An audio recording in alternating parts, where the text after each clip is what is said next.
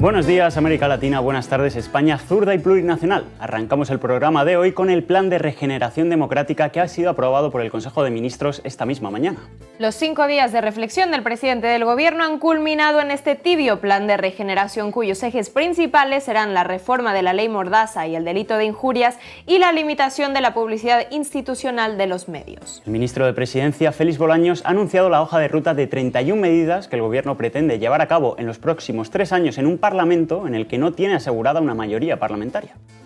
Se trata de una hoja de ruta con 31 medidas que el Gobierno va a implementar en los 3 años que tenemos por delante de legislatura, con 2 finalidades muy claras. La primera es reforzar la limpieza de nuestra democracia y la segunda es dotar de mayor transparencia al ecosistema de los medios de comunicación para que se garantice una información veraz, que es a la que tienen derecho los ciudadanos en virtud de la propia Constitución española, del artículo 20. Actuamos de la mano de la Unión Europea.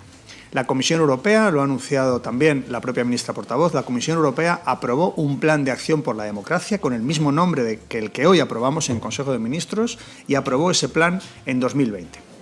Como afirma Bolaños, gran parte del contenido del plan está recogido en el Reglamento Europeo sobre la libertad de los medios de comunicación y cuya transposición a la legislación nacional no es necesaria. El anuncio del Plan de Regeneración Democrática de Sánchez ya fue objeto de críticas cuando el presidente del Gobierno se limitó a leer la normativa europea durante su ponencia en el Congreso. Desde Podemos consideran que lo anunciado por el Gobierno no es un plan de regeneración democrática e instan al Ejecutivo a aprobar una ley de medios. El Consejo de Ministros apruebe el Plan de Regeneración Democrática. Desde Podemos no sabemos lo que se va a aprobar porque no nos lo han contado, pero sí queremos repetir que una simple transposición de una directiva europea no es un plan de regeneración democrática. Seguimos repitiendo que lo que hace falta es una regeneración democrática que vaya a la raíz de muchos problemas, que es la concentración del poder mediático, y por eso nosotros ya le propusimos al Gobierno que hace falta una ley de medios que democratice el espacio radioeléctrico, la ley de los 3/3 que reparta ese espacio radioeléctrico entre lo público, entre medios públicos, otro tercio para medios privados, por supuesto, pero otro tercio también para organizaciones comunitarias, organizaciones sociales. Cambiamos de tema y hablamos ahora sobre la cuestión migratoria. El Gobierno elevará ante el Tribunal Constitucional el protocolo canario de acogida de menores migrantes. Efectivamente, después de que la Fiscalía considerara que el texto aprobado por Coalición Canaria y el Partido Popular discrimina a los menores migrantes por su origen, el Consejo de Ministros impugnará ante el TC las normas del protocolo por choque de competencias con el Estado. Este protocolo plantea restricciones a la acogida de menores migrantes y ha sido criticado por vulnerar los derechos de la infancia, ya que su situación es la de desamparo y urge una acogida inmediata. Desde Podemos denuncian la extrema gravedad del protocolo canario e instan al Gobierno a actuar para impedir su ejecución. Así lo ha expresado el portavoz de Podemos, Pablo Fernández. Es de extrema gravedad, es verdaderamente deleznable y vergonzoso lo que está planteando el Gobierno canario, y el Ejecutivo Central creemos que debe actuar con toda la contundencia posible para impedir esta tropelía. Estamos de acuerdo, además, con la Fiscalía en que si realmente el Gobierno de Canarias lleva a la práctica lo anunciado en estas últimas semanas, además de una irresponsabilidad, además de poner en peligro a los menores que llegan a su territorio, podríamos estar hablando de un posible delito por el cual los responsables políticos de este protocolo deberían acabar siendo juzgados por los tribunales. Aunque desde el Gobierno siguen jugando a la ambigüedad. La ministra de Inclusión, Seguridad Social y Migraciones, en unas declaraciones en favor de la securitización, destacó el esfuerzo de Marruecos para contener a los migrantes en la frontera. Marruecos está realizando un esfuerzo importantísimo en todo el perímetro fronterizo para evitar entradas irregulares a Ceuta. La colaboración con Marruecos es absolutamente fluida y constante y permanente, con un extraordinario trabajo también de las fuerzas y cuerpos de seguridad del Estado y por supuesto también de la policía marroquí, con un trabajo constante y un buen trabajo de colaboración. Hablamos ahora de vivienda. Este martes llega al Congreso una propuesta para regular los alquileres temporales. Así es, la iniciativa promovida por los sindicatos de inquilinas para hacer frente a los elevados precios del alquiler en España será sometida a votación en el Congreso para ser admitida a trámite. Esta proposición de ley tiene el propósito de reformar la Ley de Arrendamientos Urbanos, que dejó fuera la regulación de los contratos de alquiler temporales y por habitaciones, permitiendo a los propietarios alquilar este tipo de vivienda sin que se le apliquen todos los derechos y obligaciones. Desde el sindicato de inquilinas denuncian que la patronal inmobiliaria está intentando bloquear su iniciativa a través de los votos en contra de PP, PNV y Junts. Llega al Congreso una ley que hemos preparado para acabar con los contratos basura de alquiler, pero la patronal inmobiliaria está moviendo hilos para bloquearlo, intentando que no se pueda ni siquiera debatir. Vemos abusos de este tipo cada día y traemos una propuesta para resolverlo. ¿Y ahora impedirán incluso que se hable de ello? Hagamos que todo el mundo lo sepa para que ni PP, ni PNV, ni Junts se atrevan a bloquearlo. Mientras tanto, el gobierno no solo sigue con su inacción habitual, sino que tiende la mano al Partido Popular para retomar la ley de suelo que facilita el pelotazo urbanístico. Así lo ha manifestado la ministra de Vivienda y Agenda Urbana, Isabel Rodríguez.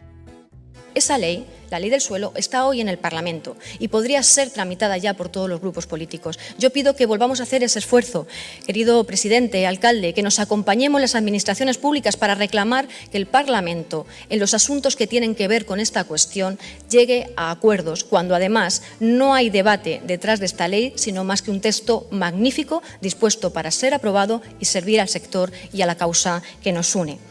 Al mismo tiempo que Rodríguez ofrecía al PP blindar ese pelotazo del bipartidismo, el presidente del Gobierno pide a la oposición no politizar el asunto de la vivienda. Yo creo que es muy importante trasladar a la ciudadanía la idea de que esta es una responsabilidad compartida, porque las competencias están en los ayuntamientos, están en las comunidades autónomas, y por tanto es una responsabilidad compartida de todos, del Estado en su conjunto, del Gobierno de España, de los gobiernos autonómicos, de los gobiernos locales, y por eso lo que pido a la oposición es que no politicemos la política de vivienda y arrimemos todos el hombro. Por su parte, Sumar, como socio de gobierno, propone prohibir en las zonas tensionadas la compra de viviendas destinada a la especulación, aunque sin imponer, siempre con diálogo. Así lo anunció la vicepresidenta Yolanda Díaz. Si hay algo objeto de especulación hoy, es justamente la vivienda.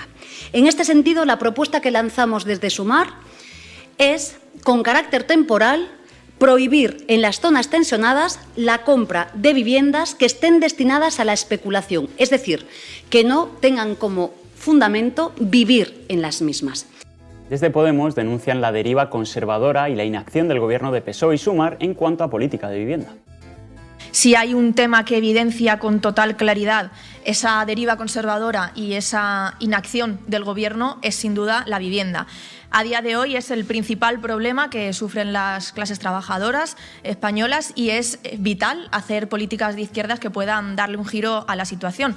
La política de vivienda del Partido Socialista se basa en no molestar o incluso beneficiar a fondos buitre y a los grandes propietarios.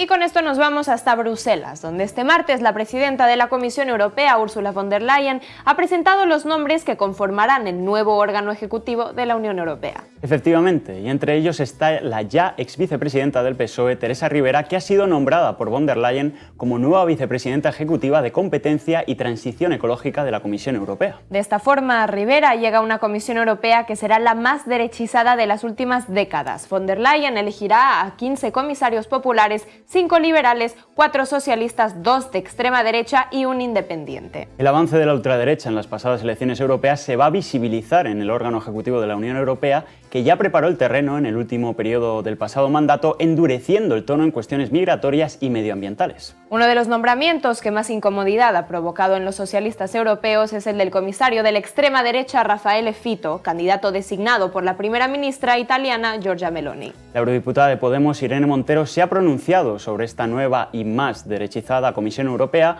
acusando al PSOE de lavarle la cara con la incorporación de Teresa Ribera como comisaria. Nos vamos hasta Argentina, donde este lunes el presidente Javier Milei ha presentado su proyecto de presupuesto del Estado para el año 2025, plagado de recortes. Así es, la motosierra de Milei ya tiene una hoja de ruta marcada para desmantelar el sector público, siendo la educación, la ciencia y la tecnología los sectores que más van a sufrir los recortes del gobierno.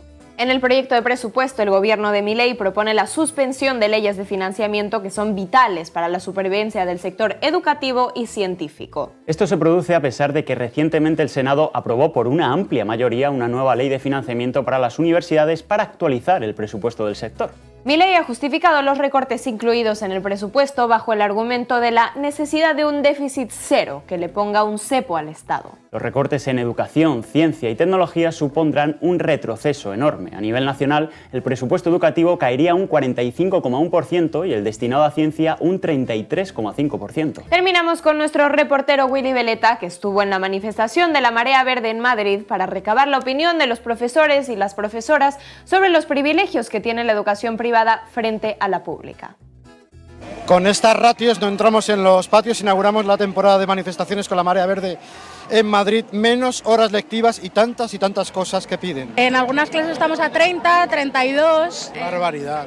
Sí, hemos empezado un cuarto de la ESO a 32 y la verdad es que hay demasiado alumnado, sí. Hemos empezado con muy poquitos profesores, faltan 15 de un claustro de aproximadamente 64 que éramos el año pasado.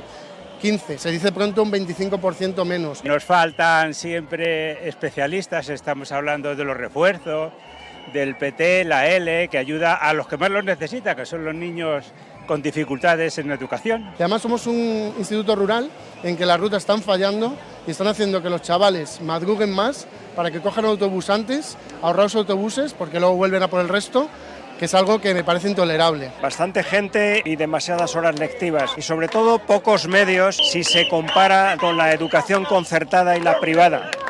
¿Y tú cómo estás? Muy cansada y acabamos de empezar y creo que no puede ser que de atender a la diversidad dependa de nuestro tiempo libre y me enfada mucho no poder atender a los alumnos como se merecen porque no me da la vida.